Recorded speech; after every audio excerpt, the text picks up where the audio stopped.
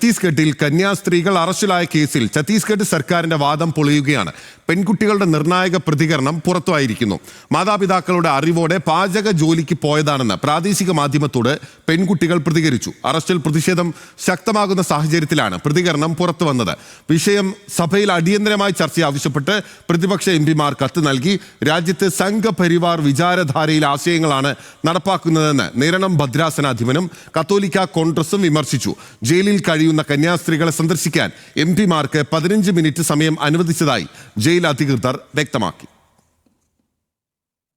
Arrest നടപടികൾക്കിടെ ഛത്തീസ്ഗഡിലെ പ്രാദേശിക മാധ്യമത്തിന് നൽകിയ അഭിമുഖത്തിലാണ് പെൺകുട്ടികളുടെ സുപ്രധാന പ്രതികരണമുള്ളത്. സ്വന്തം ഇഷ്ടപ്രകാരമാണ് ജോലിക്ക് പോകുന്നതെന്നും മാതാപിതാക്കളുടെ സമ്മതമുണ്ടെന്നും ആരും നിർബന്ധിച്ചിട്ടില്ലെന്നും പെൺകുട്ടികൾ പറയുന്നു.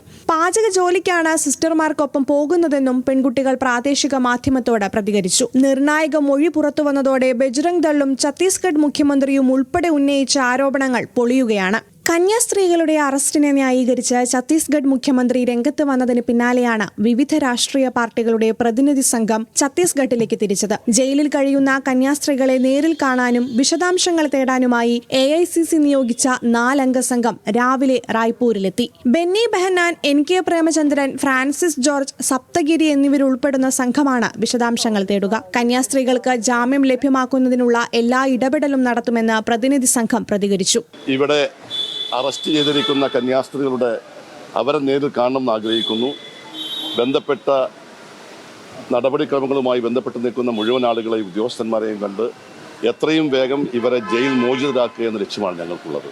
വിഷയം രാഷ്ട്രീയ പ്രതിരോധത്തിലാക്കിയ സാഹചര്യത്തിൽ BJP പ്രതിനിധിയും ഛത്തീസ്ഗഡിലെത്തി. ചർച്ച ഏറെ പ്രതീക്ഷ നൽകിയെന്നും ജാമ്യാപേക്ഷ പരിഗണനയിൽ വരുമ്പോൾ നീതിപൂർവമായ നടപടി ഉണ്ടാകുമെന്ന് മന്ത്രി ഉറപ്പു നൽകിയതായും കൂടിക്കാഴ്ചയ്ക്ക് ശേഷം അനൂപ് ആന്റണി. ഈ വിഷയത്തിൽ നീതിപൂർവമായി ഈ കാര്യങ്ങൾ പരിഹരിക്കാൻ വേണ്ടുള്ള എല്ലാ സഹായങ്ങളും അദ്ദേഹം നൽകാമെന്ന് ഉറപ്പു നൽകിയിട്ടുണ്ട്.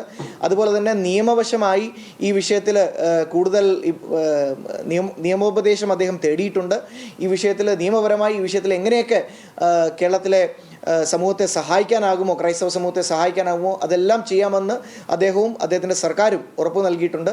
കന്യാസ്ത്രീകൾ മതപരിവർത്തനത്തിന് ശ്രമിച്ചിട്ടില്ലെന്നും സിസ്റ്റർമാർക്ക് പൂർണ്ണ പിന്തുണ നൽകുമെന്നും സംസ്ഥാന BJP അധ്യക്ഷൻ രാജീവ് ചന്ദ്രശേഖർ. ഞങ്ങൾ അതിനു വേണ്ടി എന്ത് വേണമെങ്കിലും എന്ത് ചെയ്യണമെങ്കിലും ഞങ്ങൾ ചെയ്യും.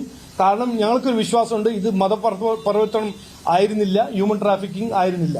ബൃന്ദ കാരാട്ടിന്റെ നേതൃത്വത്തിലുള്ള ഇടതു പ്രതിനിധി സംഘവും ഇന്ന് ഛത്തീസ്ഗഡിലെത്തും. MPമാരായ K Radhakrishnan, Jose K Mani, AA റഹീം, PP സുനീർ എന്നിവരാണ് റായ്പൂരിലെത്തുക. റോജി M ജോൺ MLAയുടെ നേതൃത്വത്തിൽ സിസ്റ്റർ പ്രീതി മേരിയുടെ കുടുംബം ഛത്തീസ്ഗഡിലേക്ക് തിരിച്ചു. സർക്കാരിൽ നിന്നുൾപ്പെടെ വലിയ പിന്തുണ ലഭിക്കുന്നുണ്ടെന്നും സിസ്റ്റർമാർക്ക് അനുകൂലമായ പെൺകുട്ടികളുടെ പ്രതികരണം ആശ്വാസകരമെന്നും പ്രതീക്ഷയോടെ കാത്തിരിക്കുകയാണെന്നും കുടുംബാംഗങ്ങൾ വ്യക്തമാക്കി. ആരെ കോൺടാക്ട് ചെയ്തപ്പോഴും എല്ലാവരും ആ രീതിയിൽ സപ്പോർട്ട് ചെയ്യുന്നുണ്ട്. ഞങ്ങളെയാലും ഇന്നലെ വന്നവർ സന്ദർശിച്ചപ്പോഴും ഞങ്ങൾക്ക് ആശ്വാസവാക്കുകൾ പറഞ്ഞിട്ടാണ് പോയിരിക്കുന്നത്. അവർ പറഞ്ഞ ആശ്വാസവാക്കുകളെല്ലാം സത്യമാണെന്നാണ് ഞങ്ങൾ വിശ്വസിക്കുന്നത്. അപ്പോൾ ആ സപ്പോർട്ടിങ് ഞങ്ങൾക്ക് ഉണ്ടാവുമെന്ന് ഞങ്ങൾ വിശ്വസിക്കുന്നു.